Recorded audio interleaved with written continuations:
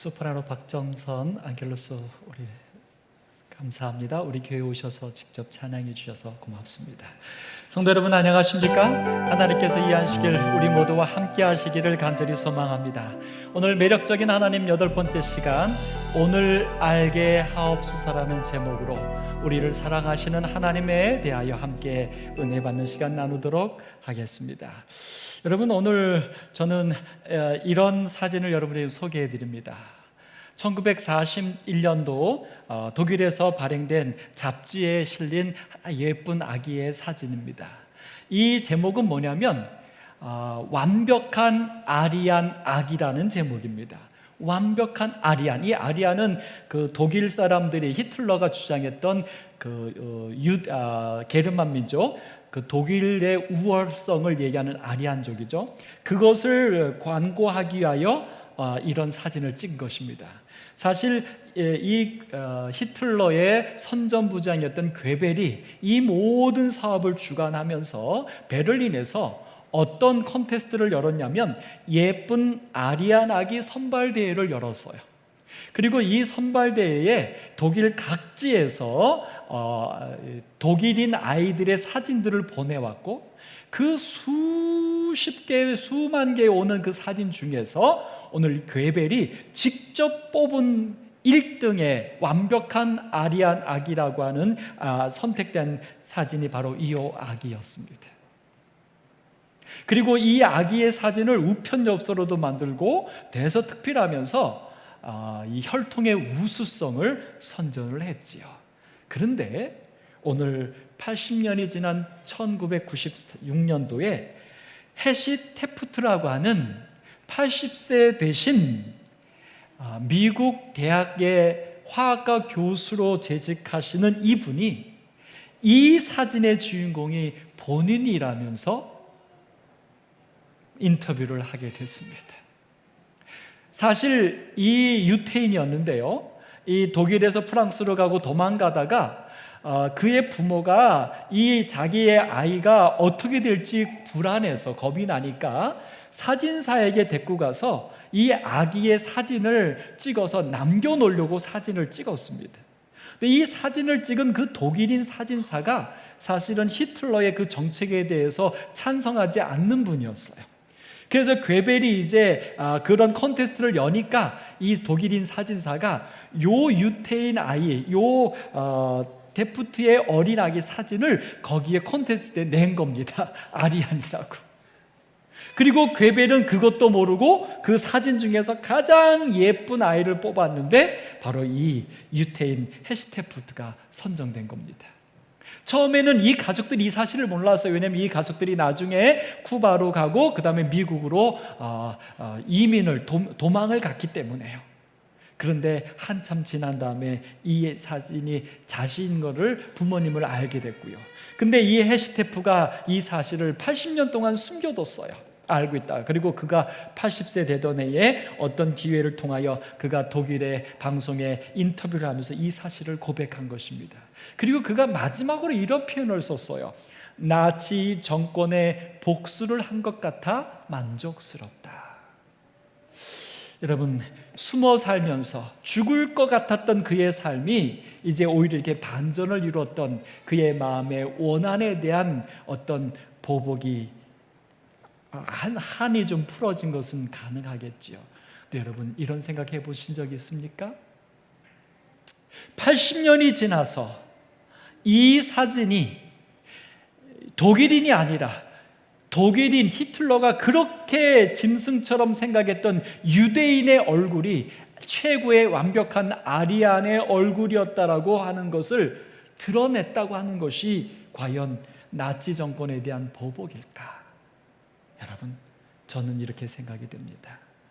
이 사실이 보복이 아니라 그렇게 히틀러와 나치 정권들이 세상에 존재할 필요가 없다라고 여겼던 그 유대인 그 한 여자가 80년 동안 행복하게 살았고 뿐만 아니라 그는 대학에서 후학을 가르치는 훌륭한 교수로서 그의 80의 평생을 멋지게 살아낸 것, 이것이야말로 히틀러의 그 잘못된 생각에 대한 보복이요 반증이 아니었을까?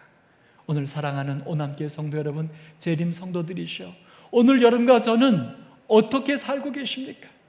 우리를 하나님에게서 빼앗아서 죄인이 되게 하고 정말 이 세상에 마귀의 자식이 되게 했던 우리의 철천지 원수 사단과 죄가 있습니다. 그 사단과 죄에 대하여 오늘 우리는 어떤 보복을 하는 것이 온당한 보복일까?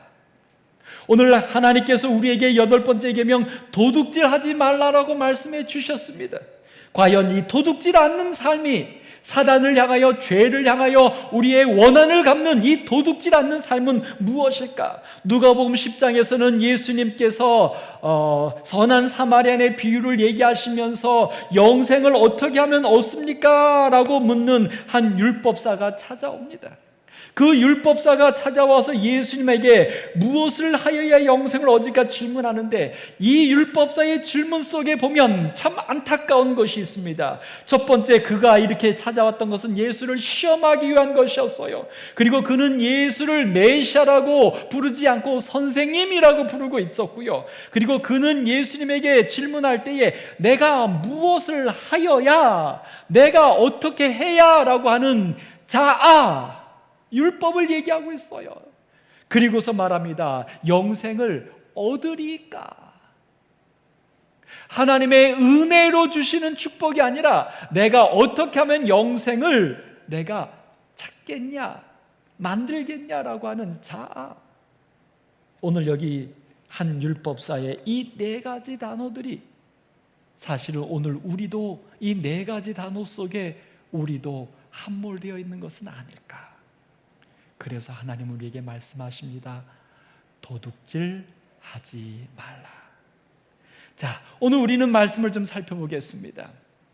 열왕기상 18장에 보면 그때에 사마리아의 기근이 심하였더라라고 2절에 말합니다. 여기 그때는 언젠가, 오늘 1절에서 보면 하나님께서 엘리야를 부릅니다. 그러면서 너는 가서 아합에게 보이라, 내가 비를 지면에 내리겠다라고 하나님의 여호와를 부릅니다. 이렇게 하나님께서 여호와를 부르셨을 때, 근데 왜 불렀냐면 이 이스라엘에 비를 이제 하나님께서 주시겠다라고 하는 축복, 그 축복을 전하라고 부를 그때에 이 땅에는 기근이 있었다는 거예요. 근데 여러분, 1절 맨 앞쪽에 한 줄이 제 마음에 큰 울림을 줍니다. 이렇게 기록합니다.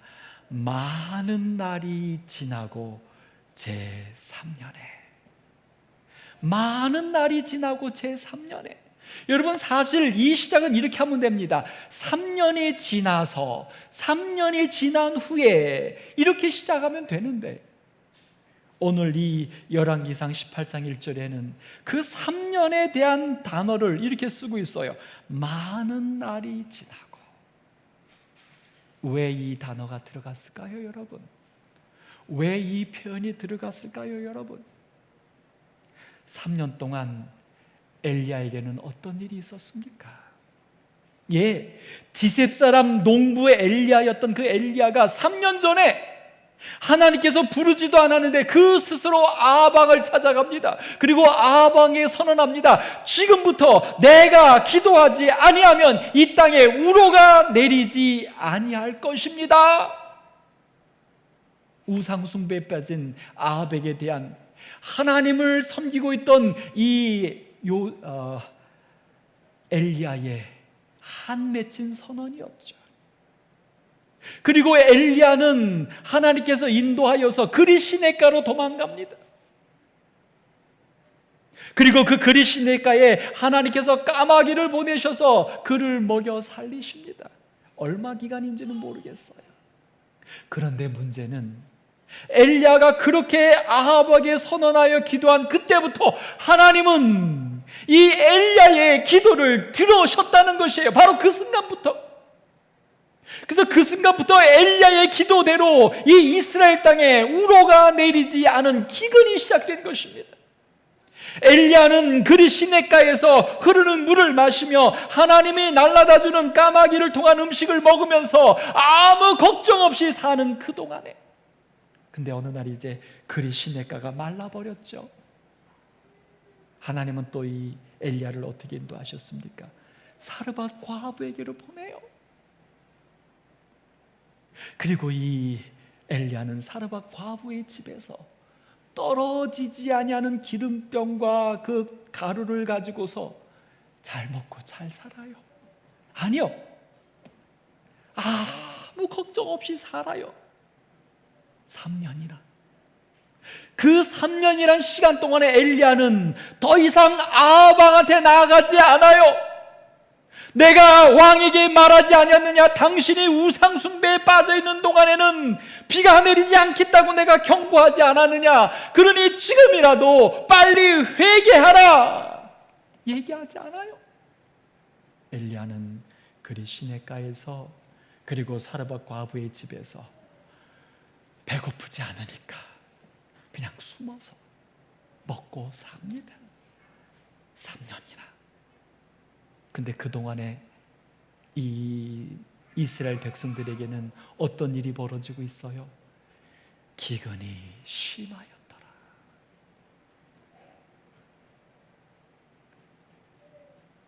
그래서 성경은 말합니다. 많은 날이 지나고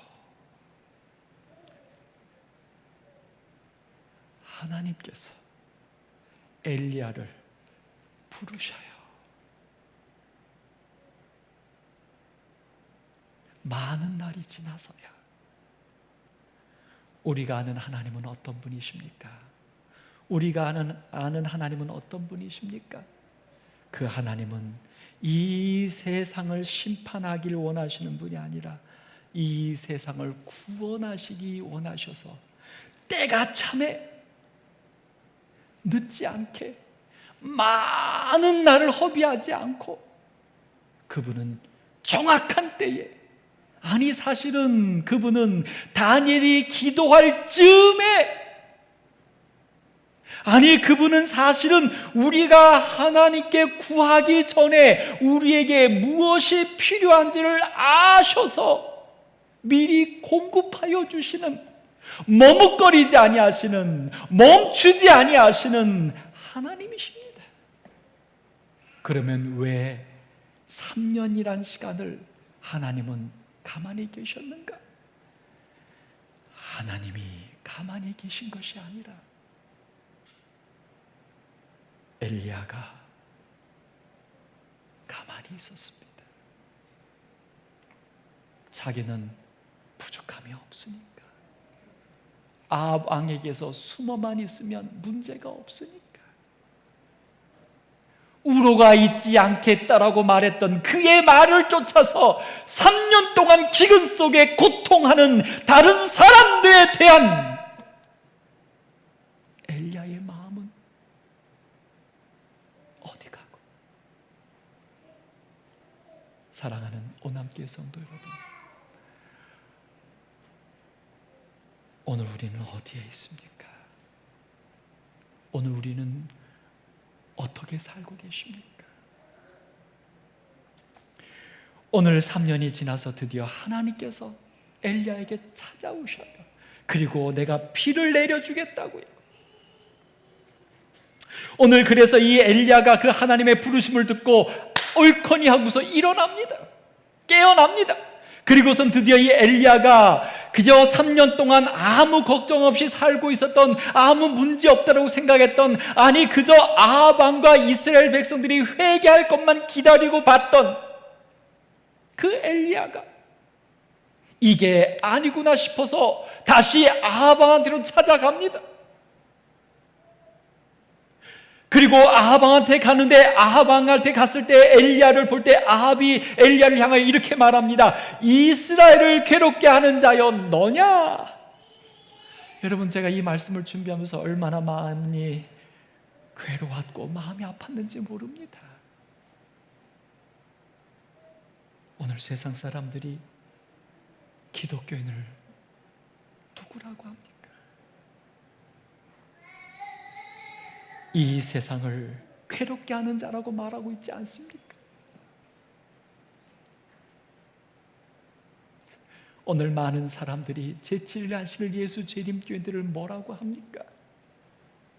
괴롭게 하는 자라고, 까닭스럽다고, 자기밖에 모른다고.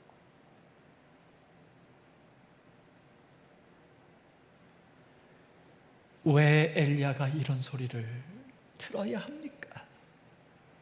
엘리야가 뭘 잘못했다고? 근데 엘리야는 이런 소리를 듣고 있습니다. 무엇 때문일까요? 엘리야는 그렇게 자기를 향하여 이스라엘을 괴롭게 하는 자라고 말하는 아합 왕에게 그는 진리를 말합니다.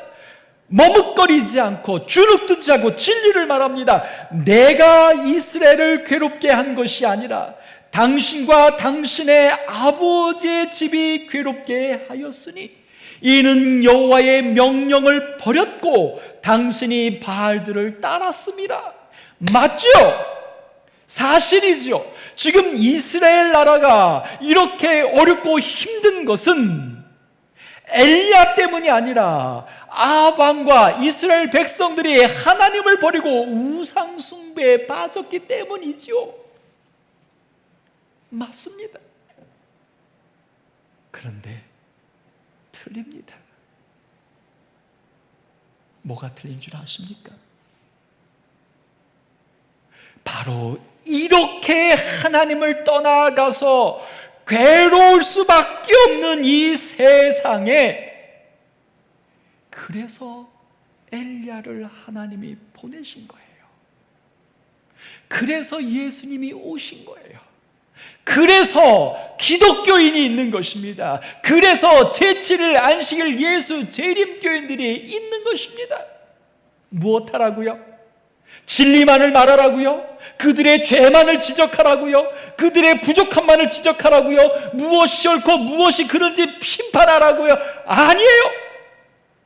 그렇게 우리가 심판하는 3년 동안, 많은 날 동안 사람들은 괴로운 거예요.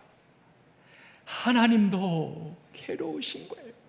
오늘 여기 엘리야가 아합 왕한테 분명하게 앞뒤를 말했지만 그 다음에 엘리야가 한 다른 것 하나가 있어요. 뭐라고 말하냐면 갈멜산으로 모아 내게로 나오게 하소서. 하나님을 떠난 우상 숭배자들, 우상 숭배하는 제사장들을 다 나오게 하라고. 우리는 왜 나오게 하라고 한지 압니다. 그것은 오늘 하나님이 여호와시라는 사실, 오늘 이 이스라엘의 기근이 임하여 모두가 괴로운 것은 하나님 때문이 아니라는 사실, 아니 오히려 하나님께로 돌아가면 우리의 모든 괴로움에서 벗어나서 행복할 수 있다라고 하는 이 하나님의 구원을 오늘 알려주려고 모이라고 한 거예요. 사랑하는 오남교회 성도 여러분, 재림 성도들이시여, 오늘 여러분과 제가 죄를 지은 자는 아닙니다. 우리 때문에 세상이 어려운 것은 분명 아닙니다. 그런데 죄 짓지 않는 것이 의로운 것은 아니잖아요. 죄 짓지 않는 것이 복음은 되지 않습니다. 그리스도인이, 재림 성도가 죄 짓지 않는다고 하여 복음이 되는 것이 아닙니다. 남은 자손이 되는 것이 아니란 말입니다. 남은 자손은 흠이 없는 자만이 아니에요. 남은 자손은 분명하게 세 천사의 기별을 외침으로 이 세상에 하나님의 구원을 이르러 오게 하는 자들이 남은 자손이요, 그리스도입니다. 오늘 오남교회 성도 여러분, 재림 성도 여러분, 죄와 상관없이 사십니까? 감사합시다. 무엇이 옳고 무엇이 그른지 진리를 아십니까? 하나님께 영광 돌리십시다. 그러나 여러분, 거기서 멈추면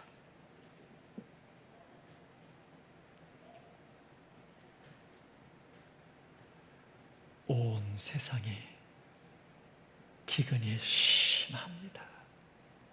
괴로움이 심합니다. 그것을 지켜보시는 하나님의 마음은 억장이 무너지십니다. 여러분과 제가 죄 없다, 나는 멸망받지 않는다라고 안주할 때 세상은 괴롭고 하나님도 괴롭습니다. 갈멜산으로 모아 나오게 하소서. 오늘 여러분과 저의 모습이 되어야 되지 않을까요? 오늘 부자 법관이 예수님을 찾아왔지요. 그리고 그도 어떻게 하면 영생을 얻겠습니까? 질문합니다. 예수님께서 계명을 지키라고 말씀하셨지요. 부자 법관이 말합니다. 어렸을 때도 다 지켰다고. 그런데 부자 법관이 행복하지 않아요. 예수님 말씀하십니다. 내게 부족한 것이 하나 있다. 그것은 내 가진 것을 다 나눠주고 그 다음에 나를 쫓으라. 근데 이 앞에 참 가슴 절절한 내용이 하나 있어요. 내가 어려서부터 다 지켰나이다 말하는 이 부자 법관을 향하여 예수님께서 나를 따르라라고 말하기 전에 이렇게 말해요. 예수께서 그를 보시고 사랑하사 이르시되. 오남교회 성도 여러분, 오늘 여러분과 제가 어려서부터 다 지키는 사람들이죠. 최선을 다해서 하나님 말씀대로 죄 짓지 않으려고 하시잖아요. 하나님이 그런 우리를 부르실 때 사랑하실 것입니다. 근데 이 사랑은요, 조금 안타까움이 묻어있는 사랑이에요. 왜냐하면 죄 짓지 않는 것이 하나님의 소망이 아니에요. 거기서 멈추는 것이, 하나님께서 우리에게 원하시는 것은 죄 짓지 않는 게 아니라, 죄 없는 게 아니라 예수님처럼 사랑하는 것이니까요. 나누는 것이니까요. 행복한 것이니까. 그런데 오늘 이 예수님의 말씀을 듣고 부자 법관은 슬픈 기색을 띠고 근심하며 가니라. 왜요? 이 부자 법관은 뭐할 마음의 준비가 안 됐어요. 사랑할 마음의 준비가 안 됐어요. 복음을 전할 마음의 준비가 되지 못했어요. 아니, 예수님과 더불어 사랑 안에서 행복하게 사는 것에 대한 꿈이 없어요. 오남교회 성도 여러분, 사랑하는 재림 성도들이시여, 오늘 우리의 신앙을 이 코로나19와 온 세상에 기근이 심한 이때에 오늘 우리의 믿는 바를 다시 한번 새롭게 정립해 보시지 않겠습니까? 죄 짓지 않게 해달라고 하는, 흠 없게 해달라고 하는, 구원받는 일에 부족함이 없게 해달라고 하는 우리의 가장 기본적인 신앙에서 이제 그 다음을 향하여 나아갑시다.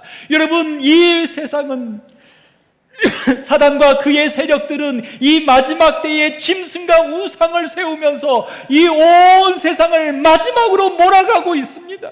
여러분 보시지 않습니까? 경험하지 않습니까? 그러면 선악의 대쟁투에서 하나님의 편, 선의 편, 정결한 여인이 세워져야 될 거 아닙니까?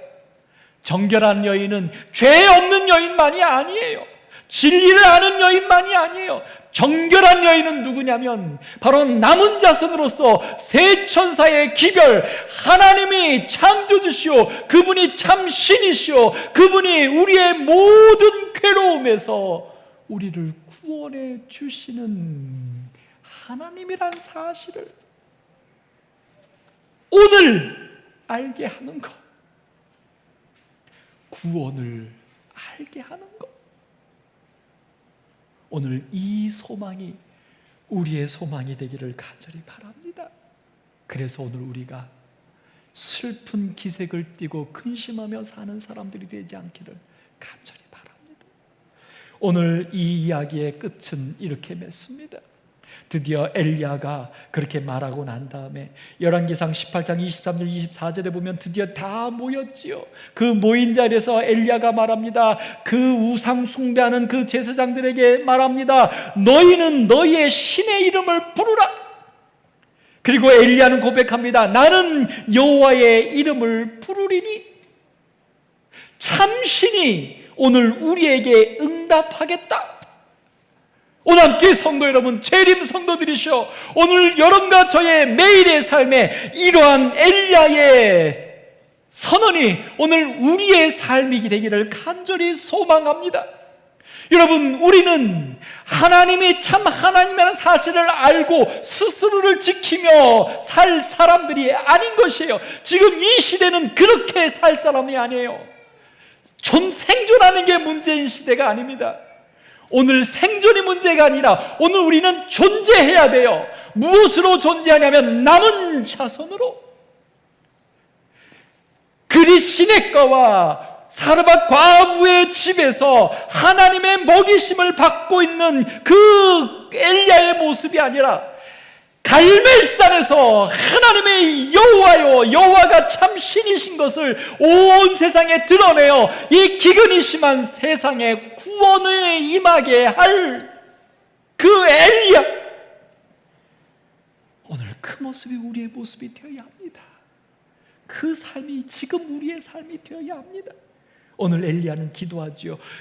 하나님 여호와여, 주께서 이스라엘 중에서 하나님이신 것과 내가 주의 종인 것과 내가 주의 말씀대로 이 모든 일을 행하는 것을 알게 하옵소서. 그렇습니다, 여러분. 그리 시냇가에 숨어 있어서 까마귀가 먹은 것을 가져다 줄 때, 여러분, 그 내 모습이 세상 사람들에게, 하나님을 몰라서 죽어가는 자들에게, 기근 속에서 고통하는 자들에게 내가 그렇게 사는 것이 그들에게 무슨 복음이 됩니까? 여러분과 제가 사르밧 과부 집에 있으면서 떨어지지 않는 음식을 먹고 거기서 몰래 숨어 살면 그것이 오늘 근심하고 괴로운 자들에게 무슨 복음이 됩니까?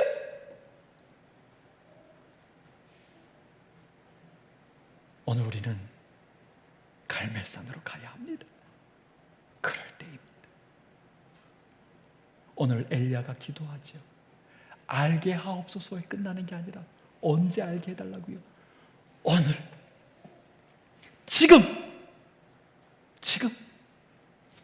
오늘 하나님의 구원은 오늘 이루어져야 합니다.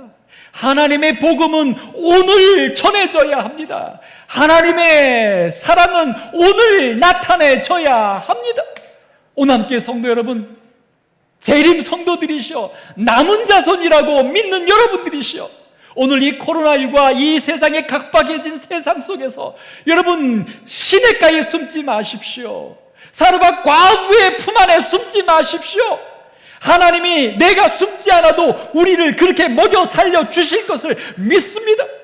오늘 우리가 있어야 할 곳은 갈멜산입니다.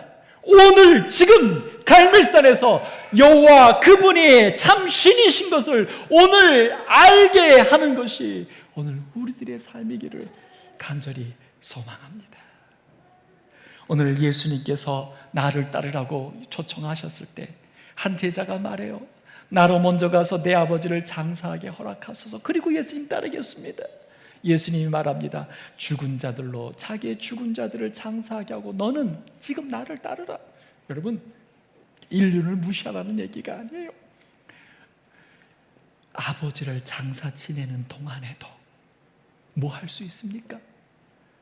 하나님이 여호와가 참 신이신 것을 오늘 알게 할 수 있으면 됩니다. 아멘. 또 한 제자가 질문합니다. 나로 먼저 내 가족을 작별하게 허락하소서. 예수님은 말합니다. 손에 쟁기를 잡고 뒤를 돌아보는 자는 하나님 나라에 합당하지 않다. 아니죠. 여러분, 이것은 뭐예요? 이 세상 삶에 대하여 다 그냥 내팽개치라는 얘기가 아니에요. 이 말을 이렇게 바꾸겠습니다. 손에 쟁기를 잡고 일하면서 그 모습 속에서도 하나님의 복음이 되라고요. 오늘 우리가 갈멜산에 서야 할 때는 3년 후가 아닙니다. 많은 날이 지난 후가 아닙니다. 오늘입니다. 지금입니다. 바로 현재입니다. 니체가 그의 철학 속에서 초인을 이야기합니다.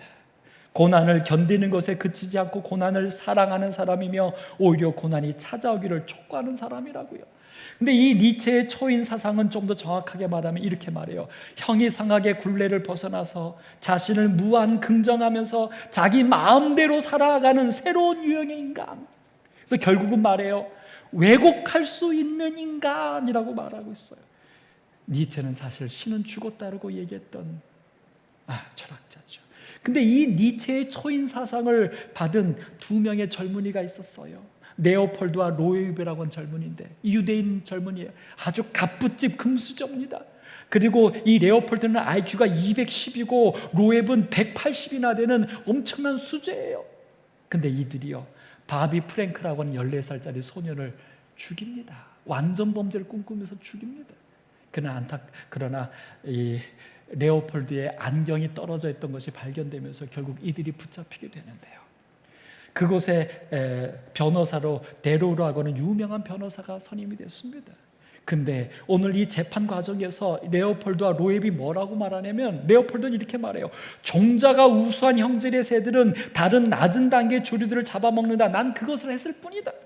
로에브는 뭐라고 말하면 강자는 선이다. 우월한 지성의 강자는 강하고 힘이 넘치며 고상한 것이다. 악한 자는 나약하고 소심하며 미약한 것들이다. 이 둘은 니체의 초인 사상에 물들었던 자들이에요. 그래서 오늘 이들이 이렇게 재판상에 말해서 그래서 검사는 사형을 언도합니다. 근데 여기에 데로 변호사가 이런 마지막 변론을 합니다. 이 두 불행한 젊은이의 삶이 아니라, 그래서 마지막에 말하죠. 나는 친절과 사랑으로 증오를 극복할 것을 호소합니다. 이 두 젊은이가 죄인인 건 맞고 사형당할 건 맞지만 이 두 젊은이가 그릇된 가치관에서 버려진 자들, 악인이 되었는데 이 악인을 살인으로 죽이면 그것은 무엇이 되겠느냐? 오히려 이 악한 이들을 우리의 사랑으로 그를 용서해보자. 그것이 사회의 선이요 미래가 아닐까. 그렇습니다. A. 알랭은 말합니다. 애정으로 표현된 감정만이 우리에게 좋은 피를 만들어준다. 아까 우리 부목사님 교과 공부에 사랑만이 사랑을 일깨워준다고요. 오늘 도둑질하지 말라. 무엇을 이야기합니까? 가로되 자비를 베푼 자니이다. 가서 너도 이와 같이 하라. 오늘 주님 우리에게 말씀하십니다. 유익하게 쓰며 살아라.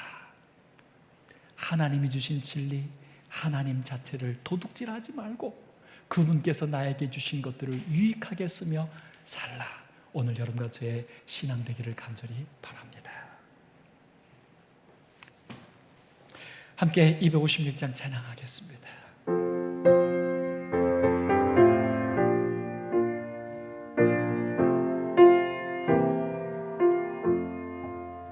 주 예수 넓은 사랑 또 그의 큰 영광 다 널리 전하길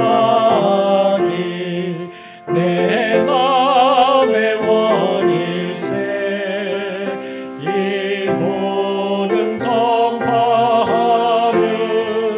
생명의 진리요 내 맘의 모든 소원 만족해 함일세 이 복음 전파하여. 그렇습니다, 여러분. 우리 예수님 복음 전파하며 예수님 사랑 알게 하며 온 세상을 구원하기 위하여 오늘 현재를 살아가시게 되길 간절히 소망합니다. 기도하겠습니다. 저희를 사랑하셔서 하나님의 자녀 되게 해주신 하나님 감사합니다. 하나님과 구원의 진리를 깨닫게 해주신 하나님 감사합니다. 이제 저희들 그 진리들 속에서 안주하며 사는 자들이 아니라 그 진리를 복음으로 나누며 사는, 도둑질하지 않는, 잘 쓰며 살아가는 남은 자손 되게 하여 주옵소서. 예수님의 이름으로 기도드립니다.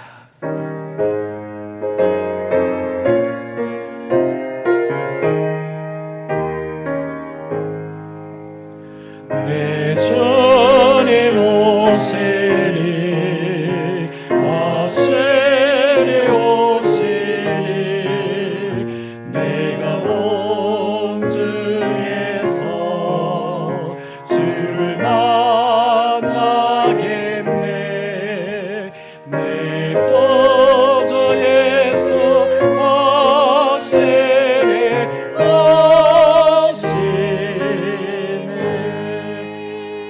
안식일 되시고요. 꼭 복음을 나누는 멋진 안식일 되십시오. 감사합니다.